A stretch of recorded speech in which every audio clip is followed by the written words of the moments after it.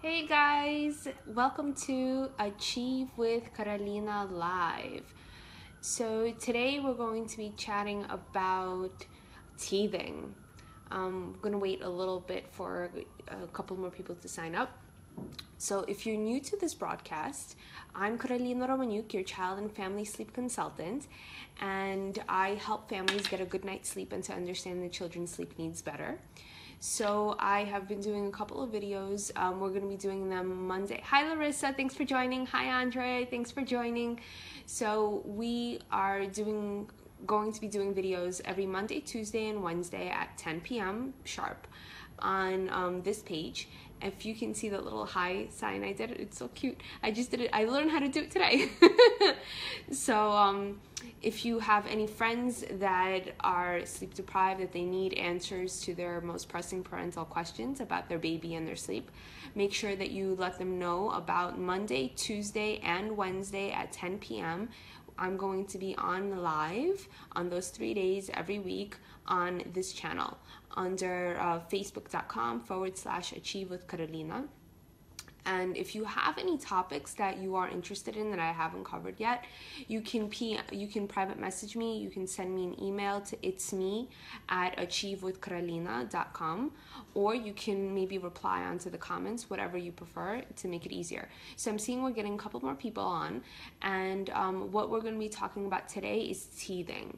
So, and how that doesn't relate to sleep training. So teething, really, that topic is one of the most wildest topics that I usually get. It's consistently all the time that I get parents, or I see on forums, or articles are being written on them stating that, my child is teething, I can't do sleep training, blah blah blah blah blah. Bottom line is, there's several reasons why sleep training and teething don't go hand in hand. Hi Irina, hi, that's my mommy. Hi mommy. Thanks for joining. She's one of my biggest supporters, her and my hubby. So they're both on tonight. So to continue, teething is the second most popular topic. The first one actually is the 4-month sleep regression. So, and then goes into all the other regressions. And, as you know, it's marketed beautifully, the 4-month sleep regression. Thanks for liking that. That really just means the 4-month sleep regression. It's a developmental milestone. It's a different stage. So your child can be sleeping beautifully, and then all of a sudden they hit their 4-month mark and new things start showing up. Their sleep patterns start to become more organized. It's easier for them to go into synchronization of a specific pattern of sleep, that you can put them down, and then you start to understand that, oh, okay, I can put them down at this time for nap, that time for nap, and then bedtime is here, so then I can actually have a life. Prior to that, sometimes they might fall asleep wherever you might go. They might fall asleep in a stroller, in the car, and then things might go haywire. So I don't want to get off topic, but that's really why I wanted to talk about teething, because it is the second most popular topic that I do get asked about a lot. So I'm seeing that we're getting a lot more people on. Say hi. I want to know where you guys are from, if you're from New York, or if I'm traveling virtually right now. What time is it where you are? Are your little ones sleeping? Have you had this situation before that you kept blaming teething on not going forward with sleep training? If we do have any pediatric dentists online also, let me know what your procedures are too. I'm talking specifically on the aspect of sleep training regarding teething. So if you do like this topic, make sure you like it, share it. Let's get more people on to get the conversation flowing. So let's start. If your baby is already overly exhausted and they're suffering from sleep deprivation due to poor sleep, and then starts to happen the cutting of the teeth at the same time, then their system is already being stressed. So picture it this way. It's kind of like you're layering bricks, right? So you have your foundation set, and then you have something that kind of shifts out of place, and their sleep deprivation sinks. Then a tooth starts popping out, so then it gets elevated, and then you put on another brick on top of it. So you already have your sleep deprivation, and then you have pain on top of it. Then when that pain starts to kind of ease away for the time being. Then they hit a developmental milestone, aka another regression. There's several of them. So usually they go 4 months, 8 months, either 16 or 18 months, and then 24. So you have a couple of them up until 2 years old. And then once 2 years old happens, then they go into different types of developmental milestones when they go into preschool age. Hi Sarah, thanks for joining. So you already got, so we're just talking about teething and how it relates to sleep training, or how it doesn't relate to sleep training actually. Thanks for liking, guys. So you have your sleep deprivation already. This is your first brick. Then you have your teething that goes on top. So you already have suffering from no sleep, and then pain. Then you have your developmental milestone, that's another layer. Then sleep deprivation goes up again, and then you have teething that goes up again. So teething can actually be occurring from anywhere from starting as early as 3 months. I don't mean by showing teeth, but the process of it can be as early as 3 months and can go up until 3 years old. So technically, you're gonna be thinking that your child is teething that entire time, and they are to an extent. But if your child has the proper sleep hygiene in place, sleep deprivation should not be anything actually occurring during that time if they're getting the proper sleep nutrition that they need. So you understand where I'm coming from. You're layering and layering and layering up until the point where everything just collapses. You don't have a foundation anymore because you're layering from sleep deprivation to teething to then a regression, and you're just kind of layering and hoping at a certain point that your child, you'll be praying that they're just going to be going to sleep. Hey Jane, thanks for joining. So the reason why I wanted to talk about this today is my oldest son, Ari, he's 6 years old, he just lost 2 of his teeth. So then I remembered during the process when they were little about, what was going on when I was sleep training them, and how teething wasn't really it really didn't affect us at all. Actually, I really didn't know that they were teething, except for the usual poopy diaper, extra saliva, jamming their hands and everything that they could get into their mouth, and maybe once or twice a fever or anything like that, but that's really it. And after my research and my certification that I went through the Family Sleep Institute, that I started to understand the reason why my children didn't go through those pieces of pain and not sleeping at night is because I had their foundation set. I had their sleep hygiene, their sleep perfected already. And that's why when they were sleeping, their teething didn't cause any type of problem for them. And let me give you a little bit of science to this. So stage 2 of sleep is really when the process of your body starts to repair itself, and it eases any type of pain. When your child is not having not adequate enough of sleep, and they don't know how to put themselves down to sleep independently, or at certain cases maybe the need of an adult just to kind of help them go into sleep at first. But if they're not able to sleep beautifully and go into one cycle into the next by themselves without waking up, what happens is when they wake up during that light stage of sleep, we all have between 4 and 5 stages of sleep during the night, which usually happen between 90 minutes to 120 minutes. When you go from the first sleep cycle into the second sleep cycle is already, you're going into REM sleep within a couple of cycles. So it's prepping your body already. And that's when you get the best nutrition value for sleep, is the second stage of sleep. When your child has sleep deprivation, it's very difficult for them to go into that stage and actually receive the best nutritional value for it. Hi Zarina, hi Leona. Oh, we got a pediatric dentist on here. Let me know, Leona, if there's anything that you want to add regarding the teething. Hi Yana, thanks for joining. We're talking about teething and how it doesn't reflect anything on sleep training. So just to do a recap, what I was talking about is how you have sleep deprivation as one block, then you have your teething as another, then you have another block which happens to be the developmental milestone, and then you just keep layering and layering and layering from the sleep deprivation to the pain, and then your child just can't fall asleep. So thanks. Oh, that's a cool thumbs up. So hi Michael, thanks for joining. So if you guys have any questions, you could comment, and then I'll get to them after I'm done with a couple of points that I wanted to make out. So like I was saying, stage 2 of sleep is the most important stage for a child to receive the easiness of pain and the body when it starts to repair itself.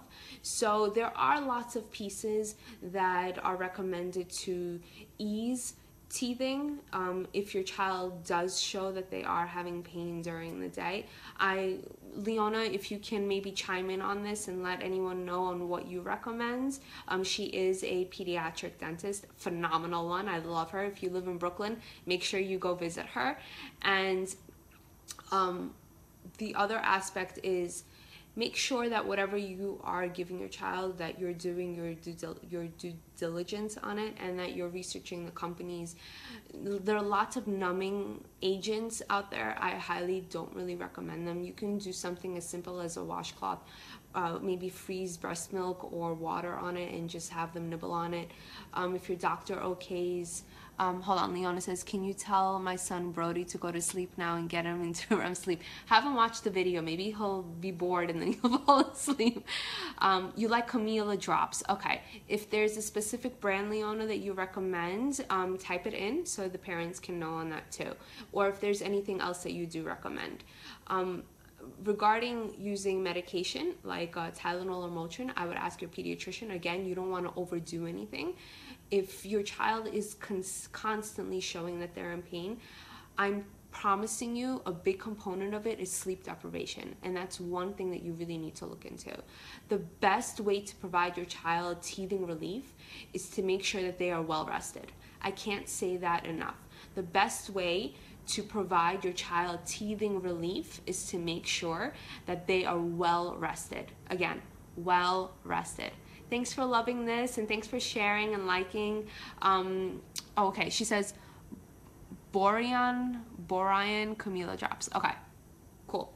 So I know that there are probably other natural remedies or house remedies or, you know, things going down from generation to generation that are in your families that will probably say, you know, easing of teething, like I think chamomile would do that. They have some essential oils also. We were talking about that a couple of videos ago on how it helps to numb the gums also, but you want to be careful that when you're numbing anything, that you're not putting anything on the tongue either, because then it can numb the tongue and then they won't be able to swallow. So be really careful with whatever you're using if it's a numbing agent. I wouldn't necessarily recommend that. Again, speak with your pediatrician, or even better, a pediatric dentist.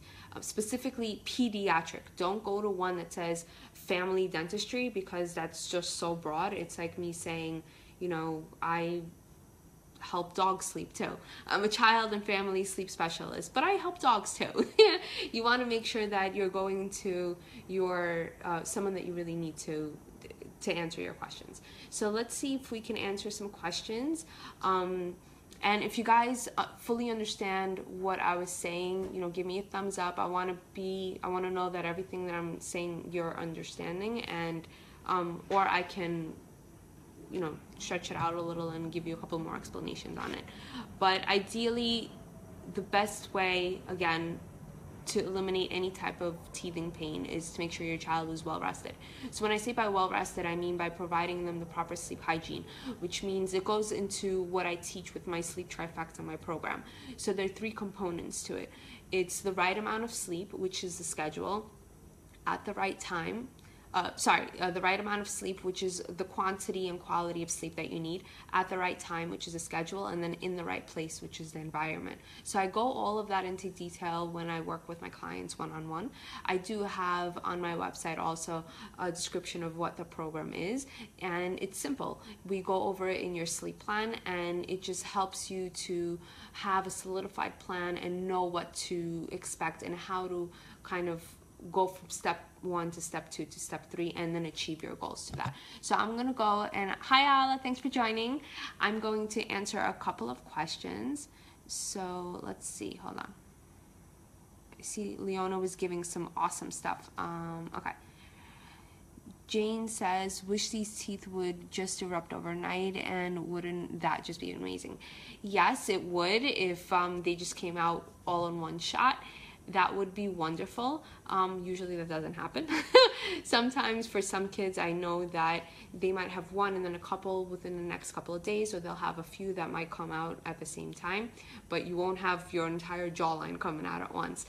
I do know my son was teething with symptoms at 3 months old. He got his first tooth, I believe it was like 8 months. So, you know, they start early. But we started with the dentist really early because I wanted to make sure that their teeth were, you know, growing properly. So let's see who else has lovely questions. Michael says, sorry, got to run to work. Just wanted to check in and support. Sorry. Thanks, Michael. Thanks for supporting me. Oh, hold on. I got excited there. I haven't seen or spoken to Michael since high school. He's a rabbi now. Okay, Leona read that. Camila drops. Absolutely agree with anesthetics. Yeah, I know they're a killer. And some essential oils also, they do say that they're good for teething, but I have found that the numbing agent in them is so strong that even if you dilute them, it's not good. So make sure whatever you're giving your children, that you do your research on it. I can't stress that enough. You know, products, especially if you're using, you know, a little off topic here, but I know that like lavender is in lots of baby lotions, shampoos, like that's their main products that they use. Make sure that the company that you're purchasing from has the highest quality of essential oil in it. You don't want to just buy synthetics and lather it onto your baby. You eat the best nutritional aspect of food for yourself. So when you're feeding your little one, that you're giving them the best nutrition. If you're bottle feeding them with formula, you're giving them the best formula that's out there as well. So why not provide them also the best, you know, lotion or bath or shampoo with not synthetic ingredients in it. You can go with something as simple as coconut oil and just purchase you know, from Young Living or from doTERRA. Those are the two companies that I absolutely love. A lavender oil, just put a couple of drops in it and then call it a day. So don't drive yourself crazy with a lot of these products, because the industry itself is $1 billion industry, and a lot of these products, they promise and swear that it's going to help the parents ease their child to go to sleep, that it's going to do this, it's going to do that. You know what? Bottom line, end of the day, sleep hygiene and behavioral coaching is your savior, not these products that you're going to spend millions of dollars on. You know, of course, I'm kidding about the millions of dollars, but you will spend a couple of thousand. That I can guarantee you over a couple of years, as opposed to instilling proper sleep hygiene for your little ones. It is a little bit of work, but it will get the results done. I can guarantee you that. So make sure that if you are purchasing anything, that you know what it's going to be used for, that you're not just blatantly getting this because it's advertised so lovely, saying that your little one is going to be sleeping beautifully, and then you pray when you come home that this product is going to work for you. Okay? So just promise me on that part. Let's see what else we have.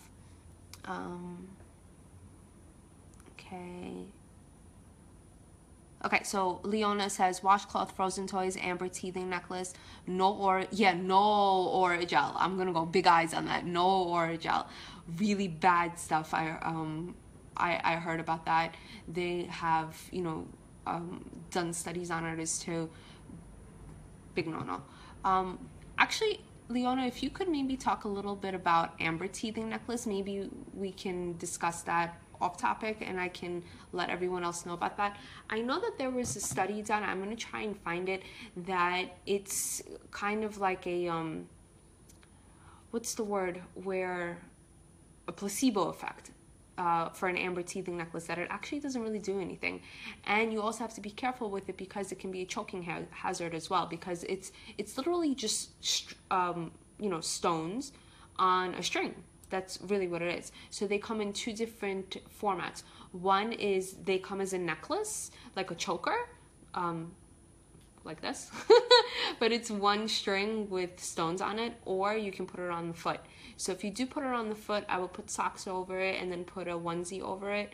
On the neck, I don't like them because kids can go like this, they can pull on it, they can rip it off, and then if they're in their bed and you won't know, and then they're going to have these wonderful little rocks lying around. Maybe I'm paranoid, but I wouldn't recommend it. So yes, they're shown, lots of celebrities have pictures of their kids wearing them, but you know what, I've seen a couple of studies on it, and I've worked with many families over the years that have used it, have not used it, and I haven't seen a consistent amount of parents saying that the amber teething necklaces saved their lives with the teething pains, or or anything really. So I think it's more of a coincidence on that part.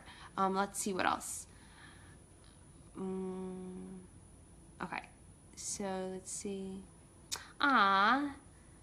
You too, Leona, you're the best. Okay, so let's see. Hi, Alana, thanks for joining. Jane says, I get either 2 or 4 coming out all the time, never been individual. Oh, then that's really cool. So I would probably go see a pediatric dentist and get them shined and purdy. Okay, let's see. Baltic amber is supposed to relieve pain and increase immunity. Yes, that's true. But again, the amber teething necklaces, they're a little iffy. It could be woo-woo for some people, that they think that it's really good. It's the same thing as purchasing crystals. It's for some it works, for some you really have to believe in it, I guess, is one of those factors. But I don't want you to purchase a product and then hope that it's going to save everything. Your main goal is really to get the sleep hygiene intact, and that is the best, and that's the best thing that you can do for your child, is to make sure that they're well rested, besides using any of these other pain relievers, any of these other props. So all of these other tips that are extremities for it, they're just, to give you just ideas, solutions, maybe during the day that you can probably play around with them. But you should still focus on making sure that your children are getting the proper sleep hygiene and receiving the proper quality of sleep and quantity of sleep too. So, love you too, Mama. Hi, Abigail. Okay, Leona says, I personally never use them because I'm a chicken and I would worry it would break. But a lot of colleagues, yeah, I know, me too. I was like a nervous wreck because I'm too chicken to use them too. But like I mentioned, some people love them, but some people say that it gives a placebo effect as well. That it could work, it could not work. It's all in your mind. So, who knows? Thanks. Thanks, Abigail. Let's see. Well, Leona, it's good that my kids are sleeping, because then I wouldn't be so good at my job if they were wide awake right now and running around, wouldn't they? So let's see. Do you guys have any more questions with me, for me? I see we're getting a lot more people on. So we were just talking about how teething does not relate to sleep training.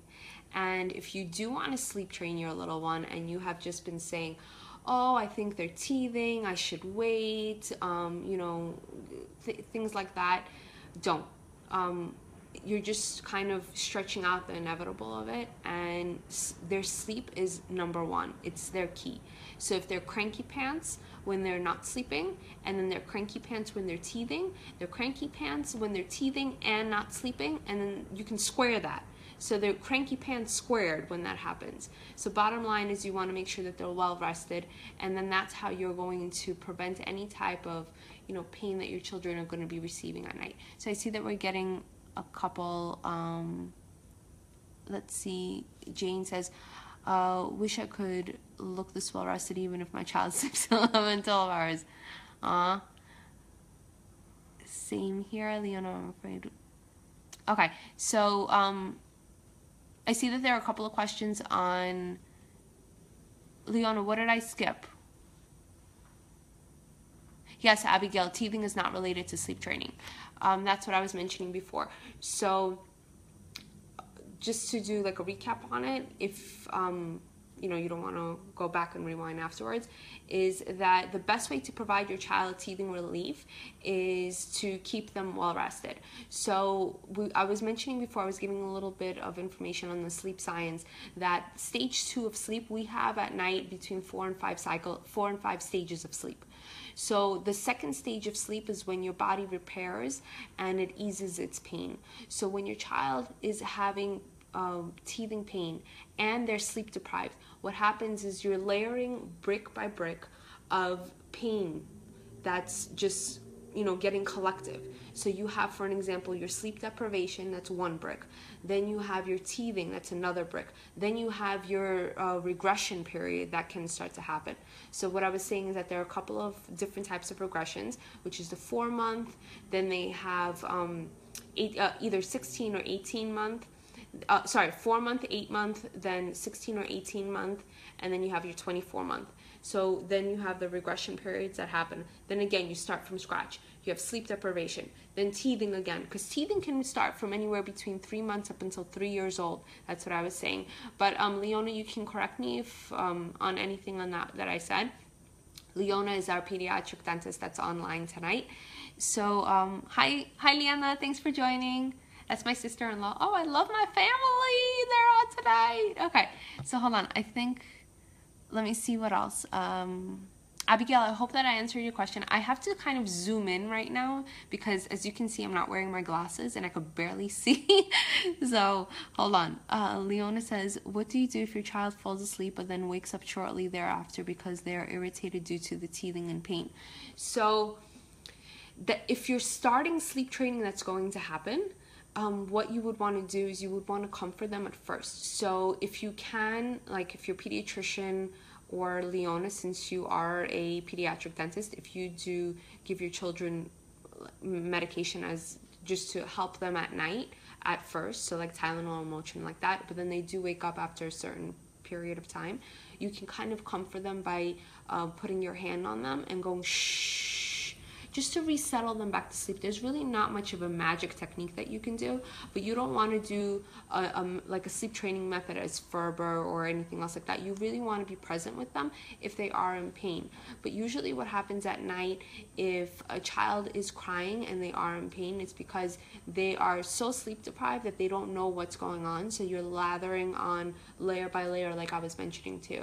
But if you're already in the process of sleep training and they are waking up in the middle of the night and they are in pain, usually giving them some sort of a pain reliever does help subside that, but you have to wait it out with them. So what I would do is just to comfort them how you would need to comfort them. So if they're a little one, I would totally pick them up and just comfort them and hold them. I wouldn't rock them. I would just, hold them towards the chest, because hearing your heartbeat really helps a lot, and just you patting them on the tush, that helps too. Or you could keep them in the crib and just kind of hold your hand firmly on, either, depending on how old they are and where they're lying. So if they're young enough and they're lying on their back, so you put your hand on their belly and you just go shh. Sometimes grazing like over here, going like that helps too, because the third eye over here, it's really calming. So just try and instill other pieces like that. What I was mentioning with essential oils, lavender does help. Smells, certain scents calm the body down, so you can research on that on either the companies that I mentioned. Sometimes that helps too, if your child is really just showcasing that they are in pain. So let's see what else. I don't want to skip anything, so I'm going upwards. Okay, so Yana says, can 4-month-old keep waking up every 15 minutes after she falls asleep due to teething? No. If a child is waking up that frequent, so how do you know? Let me go backwards.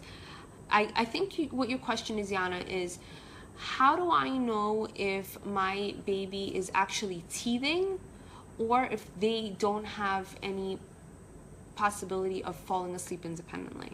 So they're two separate entities. So if you, for an example, give your little one Motrin or Tylenol, if your pediatrician allows, then you know, and they fall asleep and they're good for a long period of time, then you know that, okay, it's teething. If you do give them medicine and they're still waking up every 15-20 minutes, then you know 100% that it's related to sleep deprivation, that they're that they need help with sleep hygiene. So that's an easy way for you kind of to know the difference between them. But really at 4 months of age, teething should not be that intense because the teeth are not going to be coming out yet at that age. Leona, let me know if there's anything that you want to include in that part. Because I believe that they're still too young for their teeth to pop out at 4 months old. So really it should be sleep hygiene related in that part, especially if they're waking up every 15 minutes. So I would look into that. If you do have any questions, Yana, feel free to schedule an appointment with me, a free free introductory call, and I put in the link up on top if you want to, contact me, and then we can talk a little bit more in detail with that.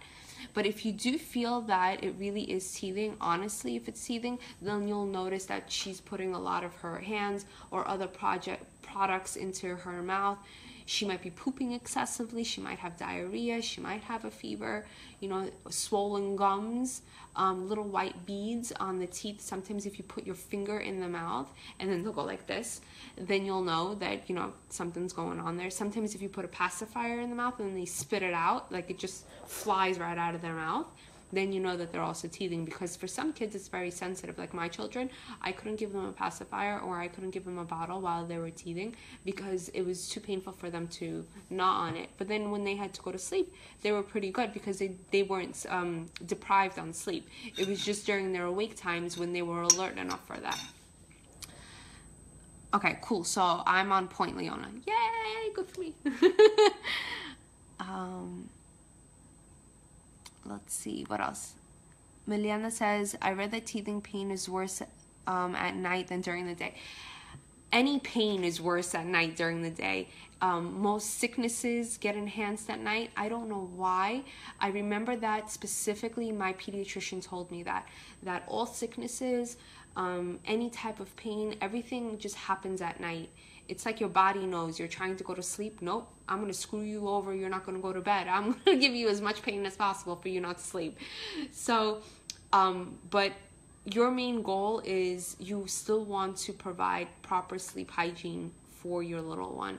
And that's how by getting them well rested, that's how you prevent any type of pain during the teething. Let me know if you understand what I mean by sleep hygiene. I keep saying that over and over again. Like, it's just part of what I do, but I want to make sure that you guys understand what I'm saying as well. So let me know if there's anything that you want me to clarify. Okay, Abigail says, what pain reliever did you use? Sleep. I didn't use anything. Like I was mentioning before in the video, that my kids just showed the signs, but they weren't in pain. They weren't crying hysterically. They would just show, like, they would drool consistently. I would have bibs all over I had like maybe 300 bibs. It was insane. It was part of their wardrobe. So I would switch one consistently because they were drooling all the time. And they had so many poopy diapers. It was ridiculous. Don't you love these topics that you talk about once you become a mom? It's like poop diapers are all the time. It's like your #1 conversation. But anyway, so I really didn't use anything, but some of my clients, they had used like I did have some people that used the amber necklace. They did say that it worked. Some people tried it and they said it did nothing. I've had some people go to their dentist and they, provided them like some sort of numbing agent or something like that. But ask your pediatrician, ask your pediatric dentist what they recommend. When you're dealing with certain parts, you want to speak with the specialist on it. You don't want to wing it yourself. You don't want to self-diagnose. It's like, God forbid, if someone has a heart problem and then you go online and you try and research a diagnosis for yourself and treat yourself. You're not going to do that. You're going to go to a cardiologist, right? You're not going to play that game. So when it comes to your little one, I wouldn't self-diagnose anything. I would go to a specialist like a pediatric dentist or your pediatrician just to get an idea of what to do properly, because you don't want to play around with this. You don't want to use a numbing agent because it's a numbing agent. It can numb their tongue, and then when they swallow, then they won't be able to swallow anything else. So it's not good. Similar fact as some people use Benadryl or melatonin over the counter. Don't get me started on that. But they use that because they think that that's the only way that they could get their little one to sleep. And I'm here to tell you that's not true. Using melatonin what for? Your body produces it. That'll just piss me off even more, because why would you go over the counter to get something that your body naturally makes? And the second thing is when you are giving it to, you know, your little one, and they become immune to it after a certain period of time, then what happens? You got to go to your doctor and say, I need an increase in the dosage that I used to take over the counter because my child they're not receptive to it anymore. And then what are you going to do? So you're just going to stick on medication, and this Benadryl business, oy vey. So that's just something else on its own. So please don't resort to drugs. I'm here. I'm giving away a free introductory call. Make sure you sign up with me. Make sure that we chat. I don't bite. We're going to be over the phone. So I want to get you instilled on proper sleep hygiene, proper sleep aspects that can get your little one sleeping healthy, the rest of the family sleeping healthy on your terms. Okay? So let's see what else we got. Yeah, Yana, no medicine. Okay, let's see what else. No. Oh, really, Abigail? Oh, that's cool. At 3 months, your little one had a first... Okay, so I was wrong on that aspect. See, that's why I say talk to your pediatric dentist. Dentistry isn't my thing. Sleep is. So, okay, let's see. As crazy as it was for me to understand, because everyone was telling me at 3 months was too early and happy. Yeah, people were telling me too, but my son was teething at 3 months also, but his first tooth didn't come out yet. Okay, so Leona is educating us. I love this. Maybe we can do an interview with Leona together, if you guys like that. I'm going to bother you later about it. Hi, Zarina. Thanks for joining. Abigail, are you talking to me? I have miracle children, or someone else? Okay. Hi, Alina. Thanks for joining. Oh, I love all these new people, and I'm seeing regulars here too. Okay, so Miliana has, Dr. Brown makes this thing wipes. My little one doesn't like the flavor. They're great, but they made work for someone else. Okay, cool. So, you know, like I always say, everyone is different. So one thing might work for one family, another thing might work for someone else. Thanks for liking, everyone. Thanks for sharing. I love that I'm seeing new people on here. So you can use trial and error. I'll probably keep a diary just to see what has worked, what have you tried, so you don't repeat it over and over again. But, you know, no one knows your child better than you. Bottom line is sleep training is not related to teething. Got that? Okay. Okay, let's see. So let's see what else.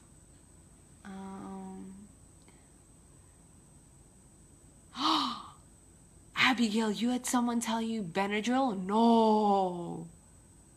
Not good. You're a smart cookie that you didn't do that. Okay.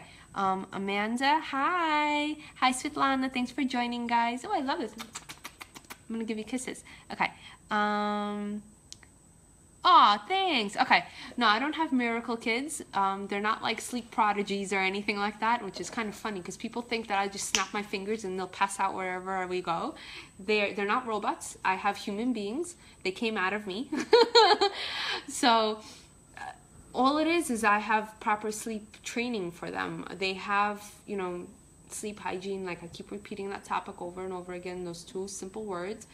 But it's what I believe in. It's what I was trained in. It's what I instill on my family.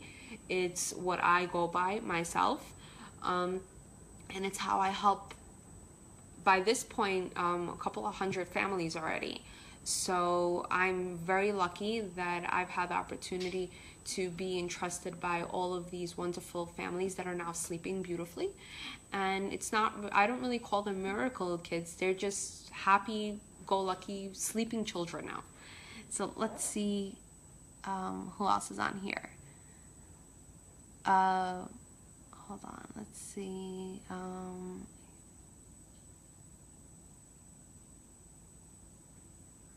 Cool, okay.